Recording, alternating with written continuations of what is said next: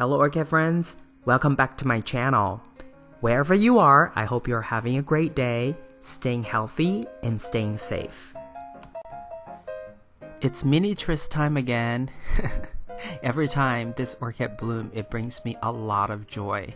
This is a cross between Bellina Coerulea and equestris Coerulea. So Coerulea, if you look at Latin, it really literally means blue sky or sky blue. And I've waited a long time to come across this particular Mini Tris.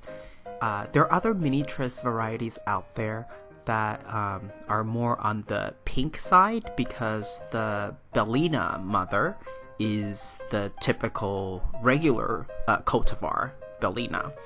So it's usually on the pink side. And then Mini Tris, depending on the variety too, equestris I should say, because equestris we know that there are different varieties. Sometimes you see the Coerulea variety, and then sometimes the lips would be like kind of light yellow, pink, orange. So depending on the I guess the type of equestris, you may get slight variation. But this one I've looked for a long time, and finally I was able to find this orchid on normans.com. So I was very excited to get this orchid. So this video basically consists of 3 different bloom cycles of this particular orchid. It's all within 1 year, but because we know it has sequential blooming capability, so sometimes it will bloom and then after a while it'll kind of take a rest, take a break, and then it will continue to put out buds and bloom and then break and bloom again. So we're looking at 3 different blooms, and then later in the video you're going to see my other orchid that's a cross between equestris and bellina being the pollen parent. I used to call that particular orchid Mini Tris as well, but it's actually not correct.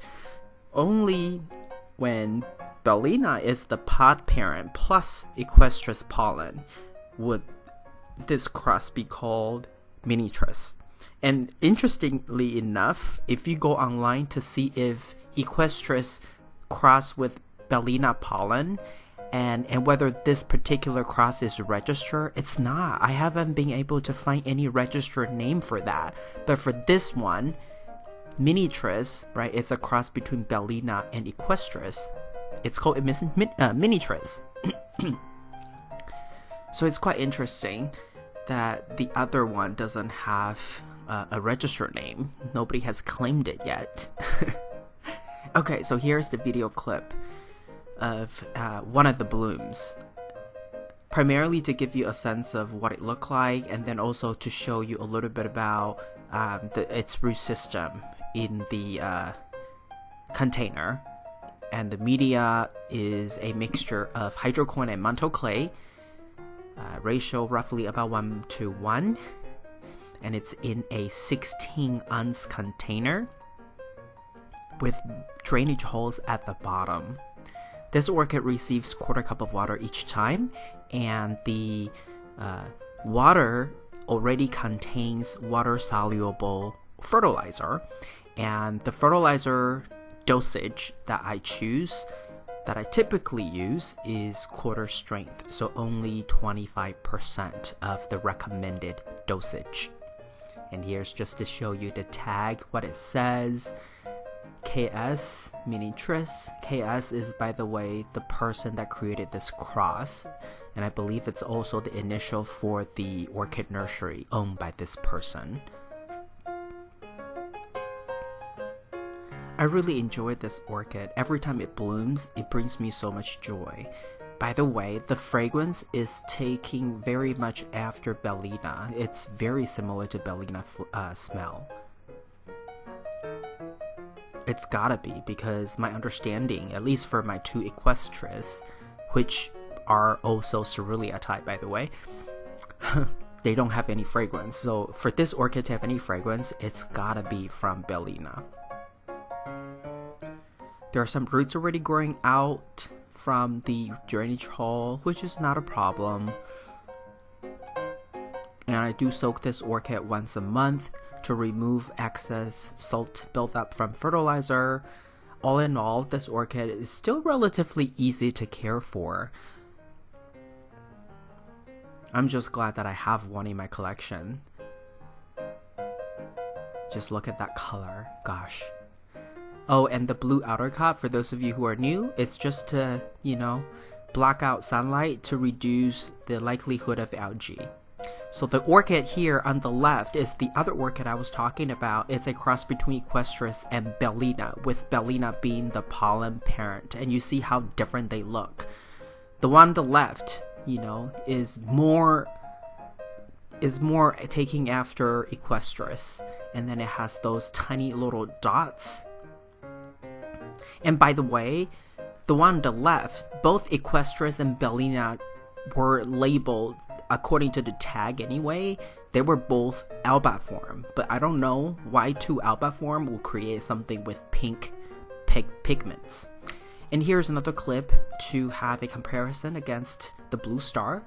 The blue star is also one of my purple, quote-unquote purple orchids, but it's purple with a hint of red or pink. It's more on the pink-red side of purple. And then the Mini Tris, today's main orchid, it is more on the purple side, the blue/purple side on the, of the color spectrum. And this video clip is this orchid's previous bloom cycle. It had 2 flower spikes, and both flower spikes were blooming.